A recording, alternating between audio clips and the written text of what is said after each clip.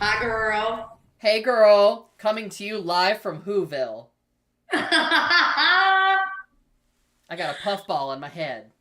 I love your look tonight. Thank you. I feel stately. I feel official. Mm. I feel like I could walk in with a clipboard and just say like that needs to go, that needs to go.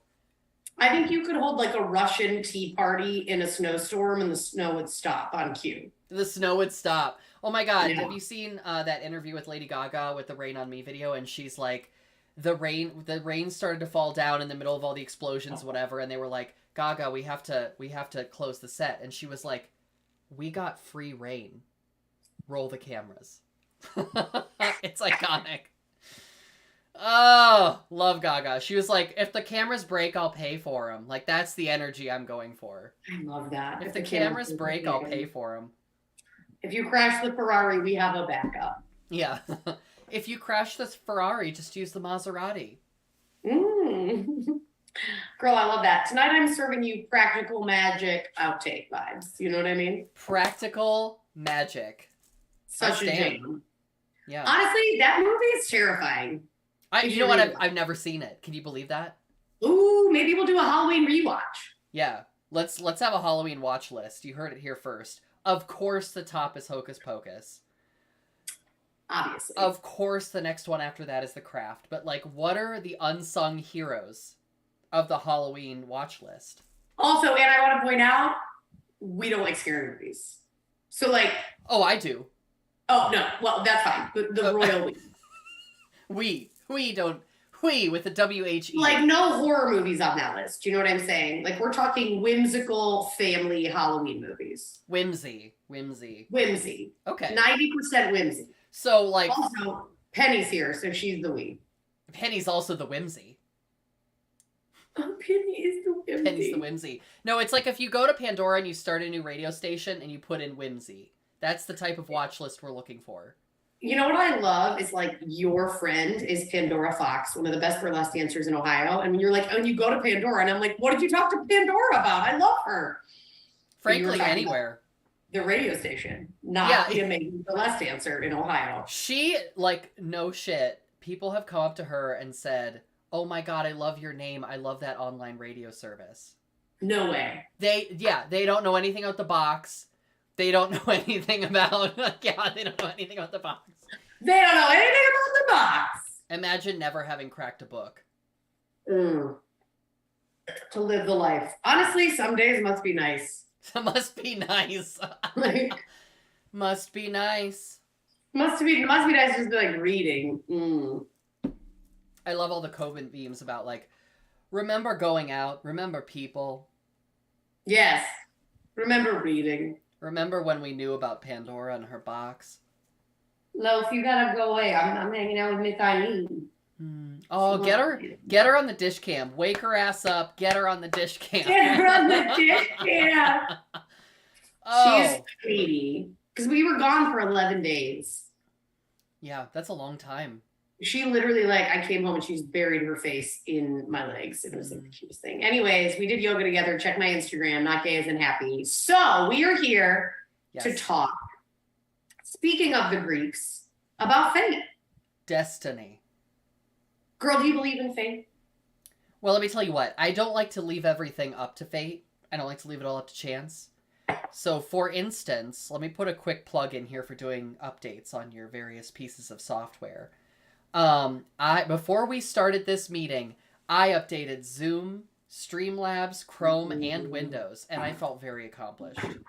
So that might seem like it's unrelated. It might seem like a bit of a tangent, but you gotta lay in those like preparations so that you don't need the backup plans.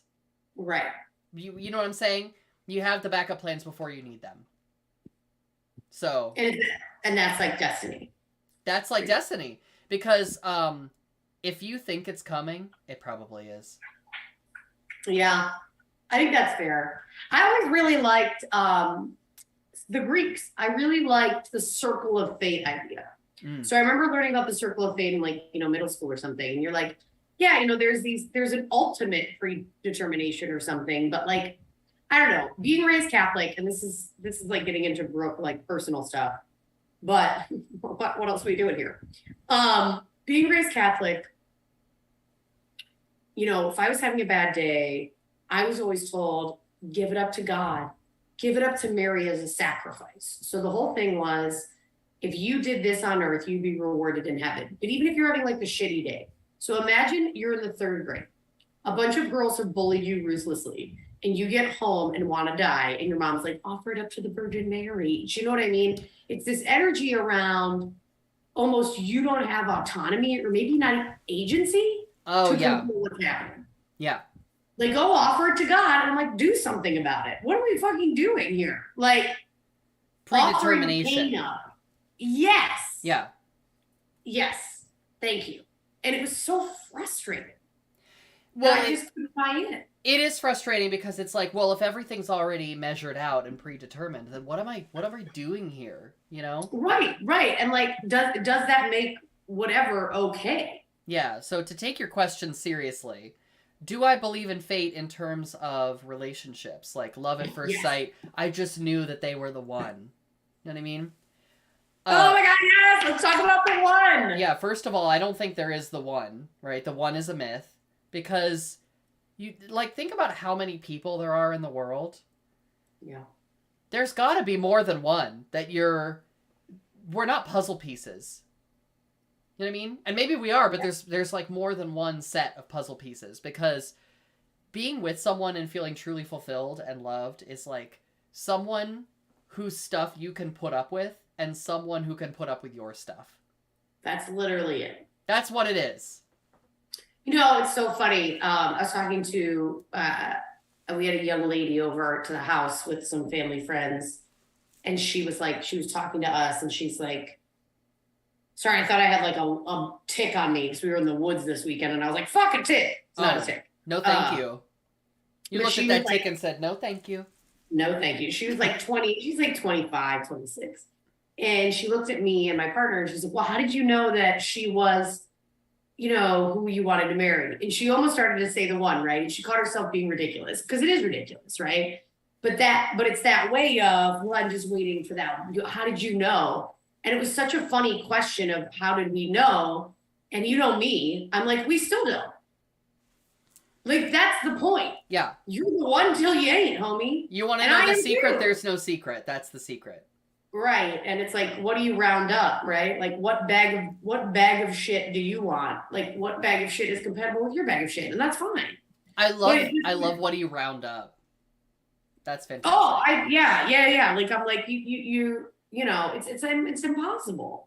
But it's so, I don't know. It's just, and it's also risky. And I think that's why I don't even like that term. Because then, like, what if you don't work out? And then you're like, oh my God, what am I looking for? Like the 0.75? Like, what are you doing? Well, like, what's the if you end up if a relationship ends up in a separation, should we think of that as failure? Because think about how we frame failure in terms of like professional growth and professional development, right? There's so much conventional wisdom around you can't let the fear of failure stop you from trying and then learning something. Because failure is inevitable. Circling Right. back to my idea of like, well, you gotta have a plan because you want to have the plan before you need the plan. And that's like, you should prepare yourself for what you're going to do in a separation. Because it's going to happen, right? you know? But I And- think that's kind of Penny, stop eating the cardboard box. Okay. Well, we're not bright, but we're very good looking. I think but I think that's an interesting thing is like, if, you know, maybe separation is inevitable, but even if separation isn't, if it happens, it's not the failure. You still get a lot out of the work. You know what I mean? And I think that's why I like the circle of fate idea as a kid, because it's someone who was bullied pretty ruthlessly. I'm like, you know, I don't think that was fate. But I do think, you know, the concept of a higher destiny, I always have to like check in with myself on that. I'm like, is that rooted in white supremacy and white exceptionalism? And maybe, right? But like, how do you know what I mean? Some days you're just like, there's things out of your control. So you almost, it's the relinquishing of that control for me that I just say, and I put a word on it and it's fate, but it's probably not. It's just out of my control. Well, and also, so the iconic Sam Baraduce is with us in the chat tonight, and Sam brings up a very good point. Love them. Sam brings up a really great point that I think if it's just meant to be, it will be. And that makes me think about, so, like, you can analyze all the factors you want, but sometimes you just know. And so, like, sometimes you got to give it up for the Gestalt. You know about the Gestalt, girl? Girl, I haven't heard that word since undergrad. Well, I think, hold on. Okay. Okay, so I think it was a type of, there was like a theater. Like, was there an art form, right? I don't know about the theater. I don't know about the theater tie-in. I just know about the psychology, the psychological component. What's the psychology? Yeah, so the psychological aspect of the Gestalt is, so Gestalt means this sort of holistic or overall understanding. It's sort of like based on everything and not in a completely perceivable way. You have this overall understanding of like, well, it is what it is because it is. You know, right. It's something that's really difficult to break down or analyze because it's intuitive.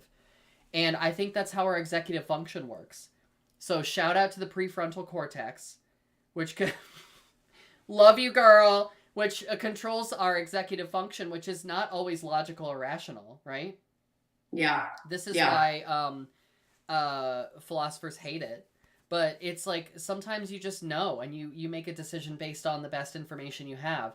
Because as humans, we have to do things heuristically, right? We can't possibly know everything, but we still have to make decisions. Right. So like lean into that. Like if it feels like maybe it's right, you got to find that healthy middle road. You can look into it to a certain degree, and then you gotta take a leap of faith at some point. Well, and I think that kind of helped transition to our very special tarot reading, because I think, I think back to even when we started the dish and I was like, oh, well, maybe not. And then we did the pilot and your dad tuned in and I was like, yes. It's like you just kind of go with whatever you do. And what's so crazy is the pandemic has died down. And for those of you who are like, it's still a pandemic. We know. Just cool it. Okay. Everybody knows. We know, girl. It's fine. Jesus. We never even really talked about not doing this.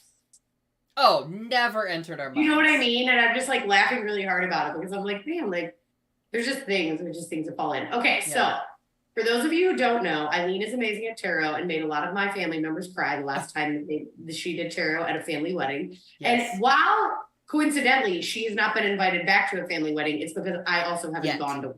Yet. Yes, so it has nothing to do maybe with the tarot read, but we are going to do a 3-card reading on the fate of the dish. Of the dish. We surely are. Speaking of data and charts and graphs, Mama, this is all you need right here. Love to see it. I've done the research. And and you would be surprised at what came out. So, is Sam still in the chat? Oh, Sam's still here. Sam says, hey. Hi. Okay, Sam. As an avid fan, we're going to ask you for a number. Yes, go on. So, Sam, we need the first number that comes to your head, which will determine how many times we shuffle the deck. Pause for dramatic emphasis. 32. All right, so we are going, because 32 takes a long time to shuffle, we're going to use... I still love that chart in case we need it. Oh my god, I love it. Yeah, the Venn diagram of the people who watch the dish, including us. We also watch the dish, if you were wondering. So, 32 is a lot of shuffle, so we're going to use that time-honored numerology trick to reduce it down to 1 digit. So in numerology, you take the digits and you add them together until they make 1 digit. So we're going to shuffle 5 times. Oh, that's great. Yeah. Love it. Thank you, Sam. Oh my gosh. I need to take these gloves off because I can't. They're too slippery. Oh! Oh! Oh! Oh, yeah. And he just got up. What has science done? Or is it art? Do you know about sandwiches? You know about, Baron von Sandwich? No. You know about that queen? What? No. Baron von Sandwich invented sandwiches so that they wouldn't have to mess up their gloves while they were This is absolutely bullshit. eating outside. I This is swear not to true. God. I can never believe you on the dish. In Brooke's defense, half the time I just make shit up because it's Are funny. you gonna put the dish cam on for tarot? I did, girl. Oh, good. The dish cam's on. Oh, I see it. Okay. I had a stern talking to with our technical team. You and not a hat. You just take your hat off and you're like, I don't know if we can do it. Yeah, I take my hat off and I put on lots of keys. Just like Yes, yeah. a lanyard, All of a sudden, you're like a guy named Todd. a lanyard You full don't of have a choice. keys. Yeah. All right, so girl, we're gonna fudge it a little bit for this next part, okay? So Okay. I need you to tell me, how many times do you want me to cut the deck? So I want you to cut the deck once, but Okay. in half. All right, Okay. done. And then it's done. It's and done. then cut it perfect. And stack it. Okay. And then cut it a quarter on top. Okay. And take the top quarter and put it underneath. And that's it. All right. We have one complete deck. Excellent. Yahtzee. So we will do a past, present, and future on the fate and destiny of Carved Dish. Oh my god, the suspense is killing me. So I'm gonna lay them out on my desk, and I'm gonna have to hold them up to the camera and explain what's going on. Everything. Yeah, explain everything. All right, girl. Number one, we're gonna go chronologically, and first we're gonna talk about the payest. So as you know, Brooke, we started Covered Dish as a passion best friend project in January of 2021 because you had the audacity to move out of state, and I needed a reason to keep in close contact with you on a weekly basis. It was a hate crime, me moving. It actually was a hate crime, and the authorities have been notified. So the first card that we're looking at is Power, Ooh. and it's upside down. So let me hold it up to you in right side up so you can see it. So we've got the green man in the middle, who is a pagan icon. And around it in the four corners, we've got pentacles that have various symbols on them. And underneath is the Temple of Karnak in Egypt. Wow. So, symbol of like archival wisdom, like a record over time. So what I love at the Temple of Karnak is it reminds me of our YouTube channel where all of our previous episodes are housed. That's yes. fun. So like we're building this sort of archival, like expression of us, but also like an expression of our friendship and our love for each other. Not to get like we're not trying to cry too much. Well, what does it mean upside down to you then? Well, I think upside down, it's sort of like this idea of destiny and the flow of time and change. So upside down, to me, this says we're continuing to do this despite, like, we don't know how long this project is going to last. You know what I mean? It probably won't last forever. Sorry to inform you, dear viewers. Get us to breathe. We don't know until the cards have come out. Yeah, but we're about to find out. But it's like, you know what? Sometimes doing a project, or to tie it back to the theme of relationships, which is, Us. it's that's what we talk about a lot on this show. You do it without knowing what the outcome is. Yeah. But it's still important. Yeah. I love that. All right. Girl, present. Présent. Okay, so it's still discs, but it's the Princess of Discs upside down. So that card looks like this. I'm waiting for it to focus. So I'm going to turn it upside down and see if I can get it to focus here. It's like so close. Anyway, so the Princess of Discs is standing in a field, and there's a winged ram above her, which is sort of like action and clarity. And the title, the hermetic title underneath is Earth of Earth, because it's the Earth court card in the Earth suit of Pentacles. Okay. So the present, I would say that this is the aspect. This is a further indication of the aspect I was talking about like we're not exactly sure what it's becoming, but we're still doing it. You know, it's evolving constantly as we do it. So being upside down, it feels in like more chaos. Yeah, I think so. I think Yeah. it's like the reasons that we had for first starting the dish are different than the reasons that we're continuing to do the dish. And also the world is changing around us. So, Well, yeah, I mean, I feel like I travel more now. yeah. Like our lives are different. We've had to do different things. We've had to make it work. What do you want, Lo? We're gonna make it on our own. Bam. Yeah, I really Yeah. like that. Yeah. Yeah, I just think I think it's a lot of changes. You know what I mean? Yeah. That's all it is. Like, and I almost like that they've both been upside down. Yeah, well, it's uncertain, it's fulfilling, but if things were too certain in this reading, then I would be skeptical of it. Yeah. Because projects like this are like really the dish you get out of the dish what you put into it. Yeah. You know? Yeah. And No, I it's get just, that. and it's just fun. We do it for you. We do it All for right, you you. ready to see the future of covered dish? I don't know, but let's do it. Oh my god, girl, I love this. So this is right side up. This is the Eon. And in other cards, this is called Judgment, if you're familiar with the traditional major arcana. Oh my god, I love that. Wait, is that a snake wrapped around an egg? Yeah, so it's inside of a flask. Like a it's supposed to be like alchemy, like the alchemical work. So it's a dragon that is biting its own tail and spinning around in infinity, which you were talking about the circle of fate, girl. There's the circle of fate inside that flask. Wow. And it is inside the fire of a crucible, which is in the shape of a keyhole. And you can see the sun rising through Stonehenge. And there's so much going on in this card.